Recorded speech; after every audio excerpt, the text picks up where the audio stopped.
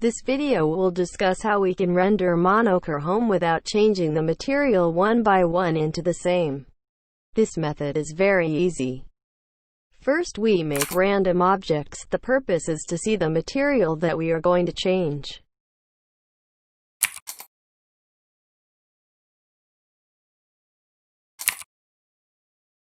We just make BSDF principle.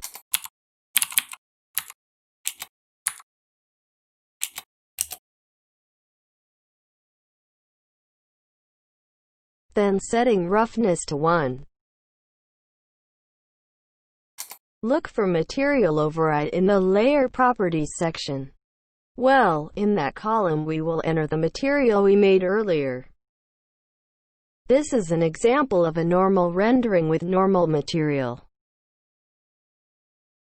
Well, now we go to the property layer. Then we enter in the material override material column that we made earlier.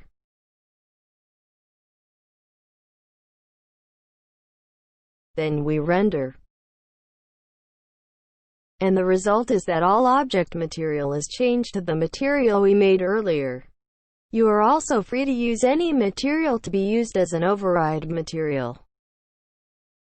This is an example of comparison using several material node combinations. Then there is the normal rendering comparison, and also use the default shader that we can see in the image.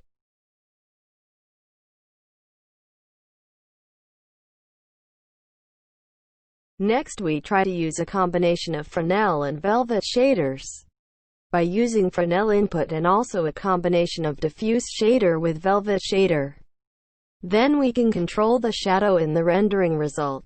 If only using the default shader is still lacking, we can still control it with this combination. That's all. Thanks.